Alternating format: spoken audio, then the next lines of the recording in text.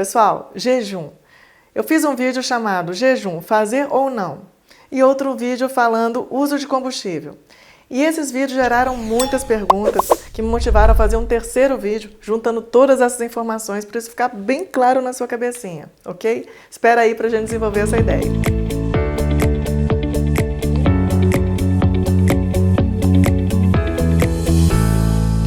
Então, pessoal, jejum, sim ou não? Eis a questão, né? Então, a gente precisa, no atual momento de informação, ou seja, século 21, 2025, a gente precisa ter mais base de conhecimento para a gente poder saber se sim ou se não. É isso que a gente vai desenvolver aqui com você, tá? Para que você não tenha mais esse tipo de dúvida. Então, vem na sequência. É claro que o jejum ele deve ser feito, tá, gente? Isso é ponto pacífico. Isso não pode ser motivo de discussão até hoje, tá bom? E é por quê? Por que ele deve ser feito? Porque eu coloquei pelo menos 4 razões aqui que já dá um panorama de sustentação no seu conhecimento. Primeiro, se você está fazendo jejum, tá? E não tem fome, significa que a bolinha, a célula, a gente vai desenvolver esse raciocínio depois, tá? Mas me acompanha.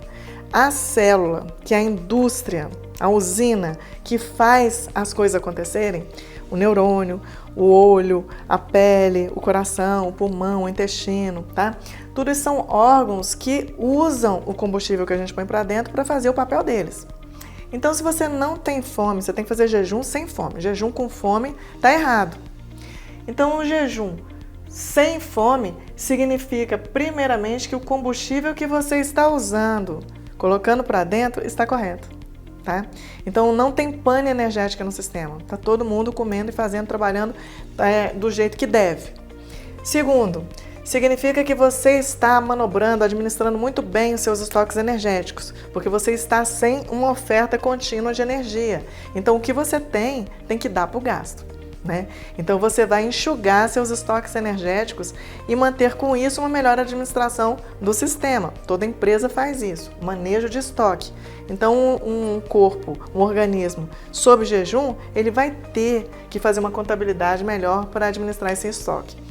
O terceiro ponto é que toda vez que você resolve melhorar os seus estoques energéticos, você diminui os seus componentes inflamatórios. Isso é óbvio, porque uma célula que está progressivamente estufando e aumentando o seu nível de estoque, vai chegar um ponto que ela é igual balão de água, extravasa mediador inflamatório por ela, começa a babar aquele mediador inflamatório que cai na circulação e inflama o sistema inteiro.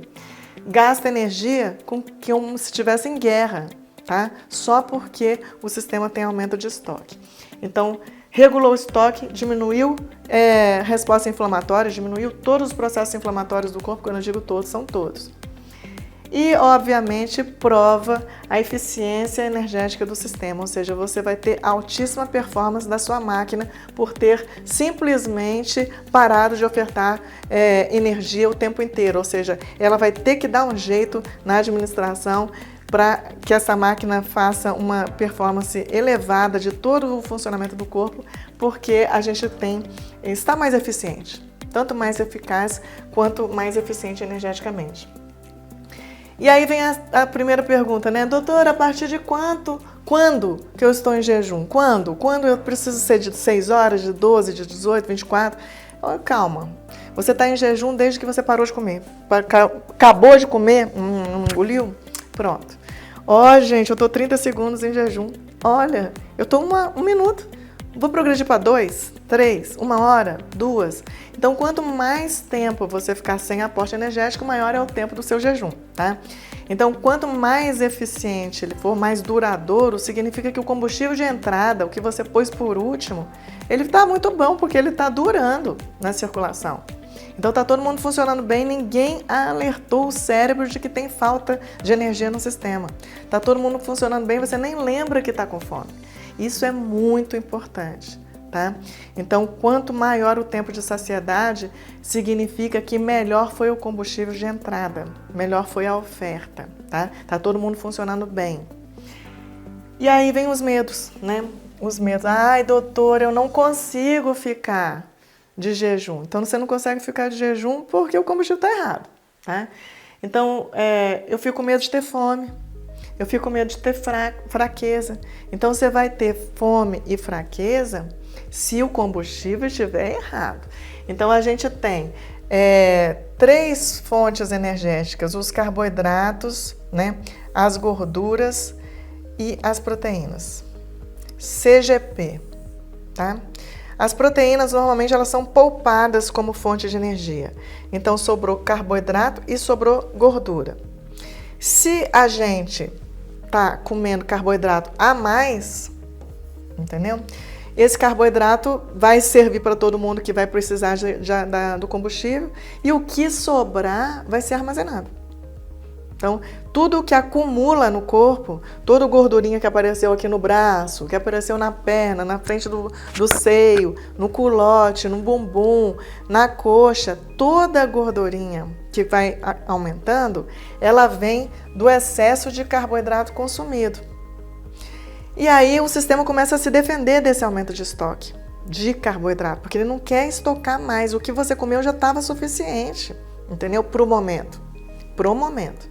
Aí se você comeu a mais carboidrato, você vai acumular sob a forma de gordura, ok? A gordura já não tem mecanismo de armazenagem. A gente acha que a gente come a gordura e ela vem para a barriga, né? Que a gente come a gordura, vem para o braço, vem para a coxa, vem para o bumbum. Não, a gordura ela fica na conta corrente, por isso que ela dá saciedade. Até ela acabar, entendeu? Ela não armazena.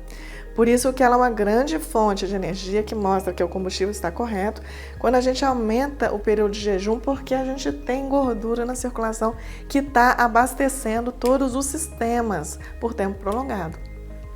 E as proteínas, é lógico que elas a gente tem que comer porque são estruturas. Então, fome e fraqueza significa combustível que foi excessivo num determinado momento e foi armazenado, retirado da conta corrente e entrado na aplicação. E aí você volta a ter fome porque saiu o dinheiro da conta corrente. Então você precisa de dinheiro para o gasto. E aí o que acontece? Fome, fraqueza, tá tudo aplicado. Então não tem jeito de você vender um apartamento para você poder almoçar, né? Você vai ter que tirar da aplicação para botar na conta corrente. E já a gordura, ela já está na conta corrente. O conteúdo gorduroso e o conteúdo proteico, ele fica aumentando sua saciedade.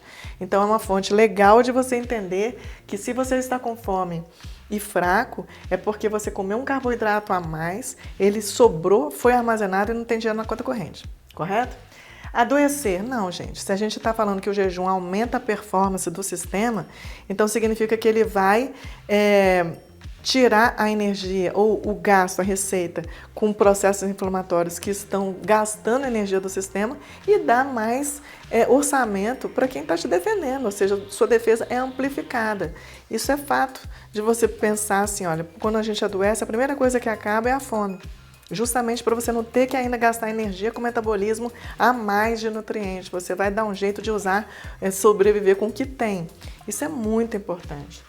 Massa muscular, perder massa muscular, não acontece isso. O sistema é inteligente, né? Se você tem um combustível armazenado como gordura, você vai usar, o primeiro estoque é a glicose. A glicose acabou, ele vai usar o segundo combustível, que é a gordura.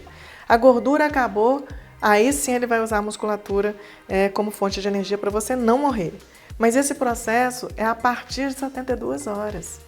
Então, queima de massa muscular acontece muito rapidamente, sob processos muito estressantes e a partir de 72 horas, em que você vai ter que usar o resto do combustível, sobretudo quem não tem gordura sobrando demais, como é o caso de atleta, como é a gente que está fazendo esse metabolismo ser bem performado na maior parte do tempo.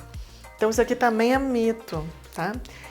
E segundo, quarto, né, é o mecanismo de insônia. Então, assim, a insônia, ela tá ligada a um excesso de comida, tá? Também. E a um estado de hipervigilância. Você está estressado, você está ansioso, você não consegue desligar. Então, o cérebro insônia é um cérebro que está vigil, óbvio, né? Então, processo alérgico, rinite, paciente que vive coçando, entendeu? Vive tendo alergias, é um paciente que está vigil. Estamina tem tudo a ver com adrenalina, tá?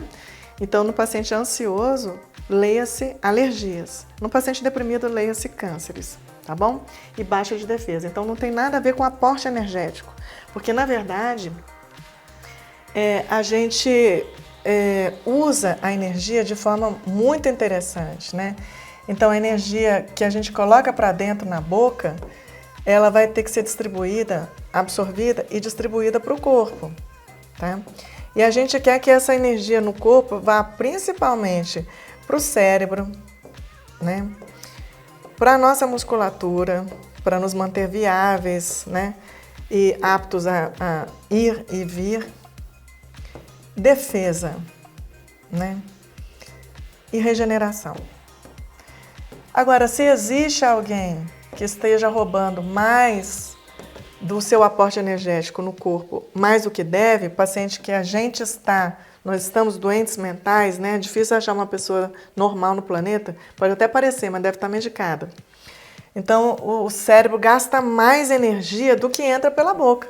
Então, sobra menos aporte para o resto do corpo. Então, você não ganha musculatura, você fica doente a partir das infecções oportunistas, tá? Vírus, herpes, gripe, tosse que não passa, né? Não consegue recuperar de nenhum processo. E as degenerações, ou seja, se você não está regenerando, você está degenerando. Então, isso tudo é um erro metabólico e não tem nada a ver com o jejum. O jejum quer dizer, se você está conseguindo fazer, o seu aporte energético está ok, seu combustível está certo, sua máquina está otimizada em termos de performance e você ainda sobra mais energia para fazer os processos de regeneração. Por quê? Porque o orçamento está enxuto, então ele não pode estar gastando energia com célula que não está produzindo. Funcionário público que está lá acomodado e não está funcionando direito, trabalhando direito, enrolando o trabalho dele, esse funcionário vai ser eliminado. Isso se chama autofagia. Você se destrói para construir um sistema mais eficiente. Isso é importantíssimo, é um dos pontos de maior destaque nas pesquisas atuais, o você se destrói para se refazer melhor. É isso aí, gente.